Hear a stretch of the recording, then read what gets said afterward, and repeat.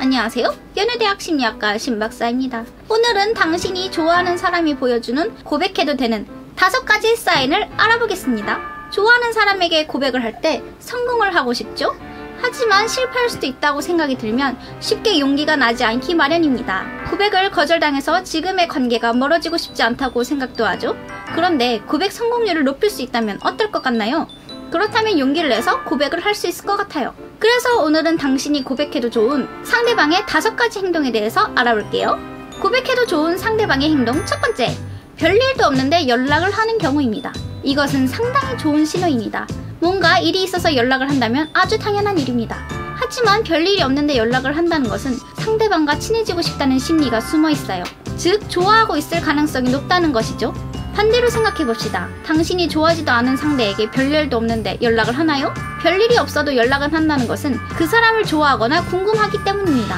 그래서 별일이 없는데 연락이 오는 경우가 자주 있다면 좋은 신호라고 볼 수 있습니다. 별일 없이 연락이 오는데 사진이나 영상이 함께 오는 경우가 많다면 상대방이 당신을 좋아하고 있을 확률이 높아요.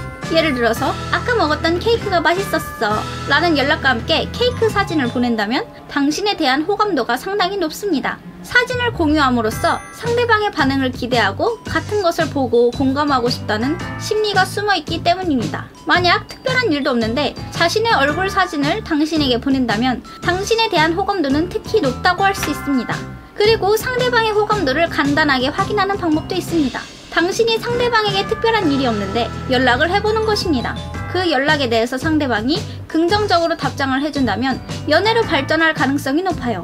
몇 번이고 계속 보냈는데도 항상 긍정적으로 답장이 온다면 고백해도 되는 사인이라고 할 수 있습니다. 고백해도 좋은 상대방의 행동 두 번째, 급한 부탁을 들어주는 것입니다. 이건 상당히 좋은 신호입니다. 급한 부탁이라는 것이 어떤 것이냐면 지금 만날 수 있을까? 내일 점심 같이 먹을래? 등입니다. 당신의 이런 급한 부탁을 잘 들어준다면 당신에 대한 호감도가 높다고 할 수 있습니다. 일단 부탁을 들어주는 것만으로도 좋은 신호라고 할 수 있죠. 만약 싫어하는 상대라면 부탁 자체를 거절할 확률이 높습니다. 게다가 갑자기 뭔가 부탁을 한다는 것은 많은 사람들이 불편해하는 것입니다.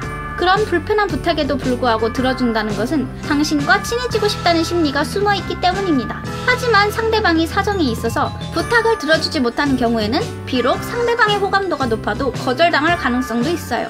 그래서 거절당했다고 해서 무조건 싫어한다는 것은 아닙니다. 그리고 만남을 거절당한다고 해도 상대방이 다른 날을 제안해 온다면 좋은 신호입니다. 당신을 위해서 무리를 해서라도 부탁을 들어준다면 고백해도 좋은 신호라고 볼 수 있습니다. 고백해도 좋은 상대방의 행동 세 번째, 자신을 어떻게 생각하는지 묻는 것입니다. 예를 들어서 나 좋아해? 나를 어떻게 생각해? 너는 어떤 사람인 것 같아? 등 자신에 대한 인상이나 어떻게 보이고 있는지 등에 대해서 묻는 경우입니다. 이런 걸 물어보는 경우에는 당신에 대한 호감도가 상당히 높습니다. 많은 사람들은 좋아하는 사람이 있는 경우 그 사람이 날 어떻게 보는지 궁금해합니다. 직접 자신의 인상을 상대방에게 물어보는 것은 직접 그 사람의 속마음을 듣고 싶기 때문입니다. 좋아한다는 것을 들킬 각오로 물어보기 때문에 상당히 좋은 신호라고 할 수 있습니다. 그래서 자신에 대한 인상을 물어볼 때 고백해도 좋은 사인이라고 할 수 있습니다. 고백해도 좋은 상대방의 행동 네 번째, 스스로를 어필하는 것입니다.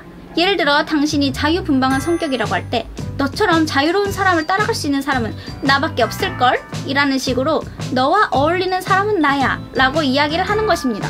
그리고 만약에 당신이 약속 시간에 30분 정도 늦었을 때 이렇게 기다릴 수 있는 사람은 나밖에 없어 라고 상대방이 말을 하는 경우도 마찬가지입니다.